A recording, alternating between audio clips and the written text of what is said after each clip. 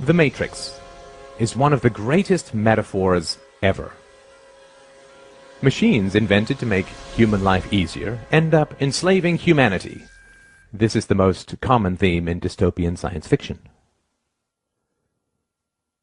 Why is this fear so universal, so compelling? Is it because we really believe that our toaster and our notebook will end up as our mechanical overlords? Of course not.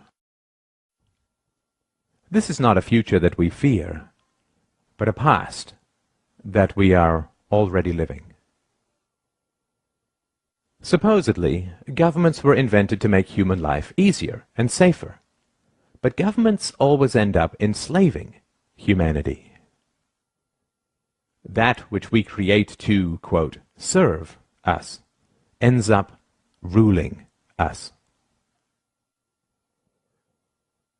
The U.S. government, by and for the people, now imprisons millions, takes half the national income by force, overregulates, punishes, tortures, slaughters foreigners, invades countries, overthrows governments, imposes 700 imperialistic bases overseas, inflates the currency, and crushes future generations with massive debts.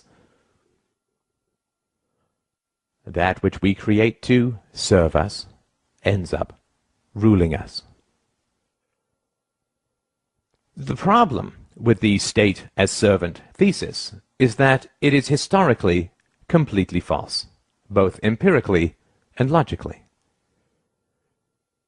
The idea that states were voluntarily invented by citizens to enhance their own security is utterly untrue. Before governments in tribal times, human beings could only produce what they consumed.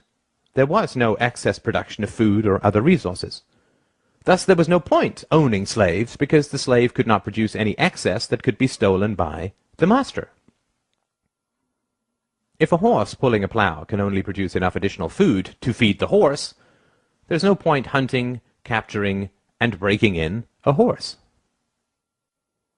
However, when agricultural improvements allowed for the creation of excess crops, suddenly it became highly advantageous to own human beings. When cows began to provide excess milk and meat, owning cows became worthwhile. The earliest governments and empires were in fact a ruling class of slave hunters who understood that because human beings could produce more than they consumed, they were worth hunting, capturing, breaking in, and owning. The earliest Egyptian and Chinese empires were, in reality, human farms, where people were hunted, captured, domesticated, and owned like any other form of livestock. Due to technological and methodological improvements, the slaves produced enough excess that the labor involved in capturing and keeping them represented only a small subset of their total productivity. The ruling class, the farmers, kept a large portion of that excess while handing out gifts and payments to the brutalizing class, the police, slave hunters, and general sadists, and the propagandizing class, the priests, intellectuals, and artists. This situation continued for thousands of years, until the 16th to 17th centuries, when again massive improvements in agricultural organization and technology created the second wave of excess productivity. The enclosure movement reorganized and consolidated farmland, resulting in 5 to 10 times more crops, creating a new class of industrial workers displaced from the country and huddling in the new cities. This enormous agricultural excess was the basis of the capital that drove the Industrial Revolution. The Industrial Revolution did not arise because the ruling class wanted to free their serfs, but rather because they realized how additional, quote, liberties could make their livestock astoundingly more productive. When cows are placed in very confining stalls, they beat their heads against the walls, resulting in injuries and infections. Thus farmers now give them more room, not because they want to set their cows free, but rather because they want greater productivity and lower costs. The next stop after free range is not freedom. The rise of state capitalism in the 19th century was actually the rise of free-range serfdom. Additional liberties were granted to the human livestock not with the goal of setting them free, but rather with the goal of increasing their productivity. Of course, intellectuals, artists, and priests were, and are, well paid to conceal this reality. The great problem of modern human livestock ownership is the challenge of enthusiasm. State capitalism only works when the entrepreneurial spirit drives creativity and productivity in the economy. However, excess productivity always creates a larger state and swells the ruling classes and their dependents, which eats into the motivation for additional productivity. Taxes and regulations rise, state debt, future farming, increases, and living standards slow and decay. Depression and despair begin to spread as the reality of being owned sets in for the general population.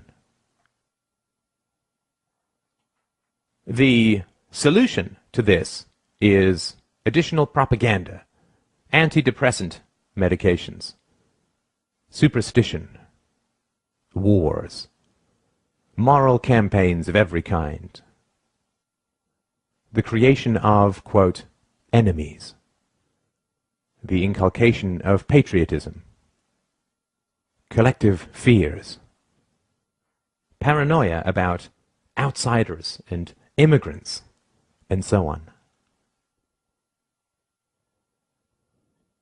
It is essential to understand the reality of the world.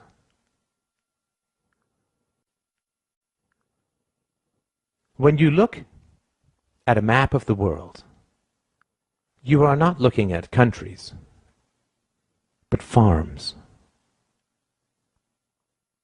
You are allowed certain liberties, limited property ownership, movement rights, freedom of association and occupation, not because your government approves of these rights in principle, since it constantly violates them, but rather because free-range livestock is so much cheaper to own and so much more productive. It is important to understand the reality of ideologies. State capitalism, socialism, communism, fascism, democracy. These are all livestock management approaches. Some work well for long periods, state capitalism, and some work very badly, communism. They all fail eventually because it is immoral and irrational to treat human beings as livestock. The recent growth of freedom in China, India, and Asia is occurring because the local state farmers have upgraded their livestock management practices. They have recognized that putting the cows in a larger stall provides the rulers more milk and meat. Rulers have also recognized that if they prevent you from fleeing the farm, you will become depressed, inert, and unproductive. A serf is the most productive when he imagines he is free. Thus your rulers must provide you the illusion of freedom in order to harvest you most effectively. Thus you are allowed to leave, but never to real freedom, only to another farm, because the whole world is a farm. They will prevent you from taking a lot of money. They will bury you in endless paperwork. They will restrict your right to work, but you are, quote, free to leave. Due to these difficulties, very few people do leave, but the illusion of mobility is maintained. If only 1 out of 1,000 cows escapes, but the illusion of escaping significantly raises the productivity of the remaining 999, it remains a net gain for the farmer. You are also kept on the farm through licensing. The most productive livestock are the professionals. So the rulers fit them with an electronic dog collar called a license, which only allows them to practice their trade on their own farm. To further create the illusion of freedom, in certain farms the livestock are allowed to choose between a few farmers that the investors present.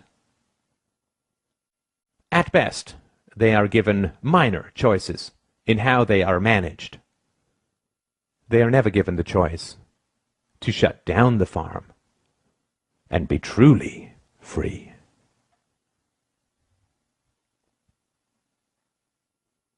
Government schools are indoctrination pens for livestock.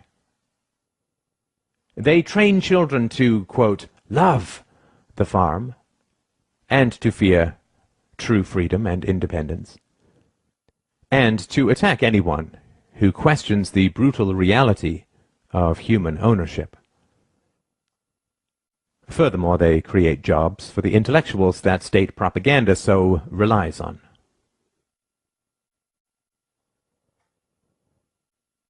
The ridiculous contradictions of statism, like religion, can only be sustained through endless propaganda inflicted upon helpless children.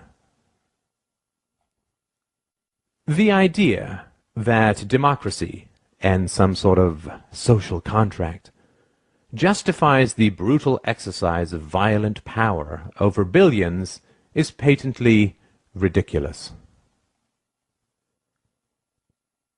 If you say to a slave that his ancestors, quote, chose slavery, and therefore he is bound by their decisions, he will simply say, if slavery is a choice, then I choose not to be a slave. This is the most frightening statement for the ruling classes, which is why they train their slaves to attack anyone who dares speak it. Statism is not a philosophy. Statism does not originate from historical evidence or rational principles. Statism is an ex post facto justification for human ownership. Statism is an excuse for violence.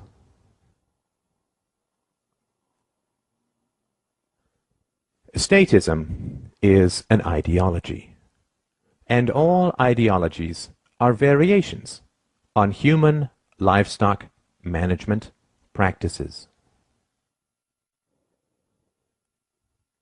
A religion is pimped out superstition, designed to drug children with fears that they will endlessly pay to have, quote, alleviated.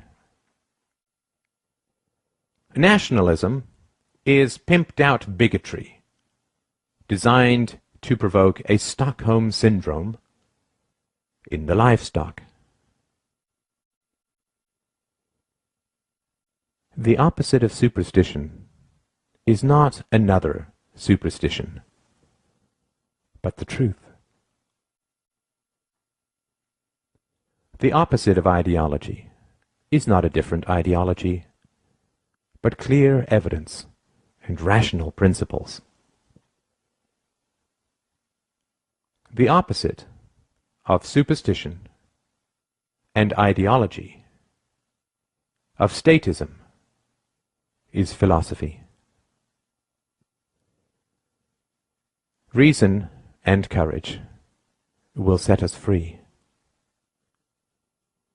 You do not have to be livestock. Take the red pill. Wake up.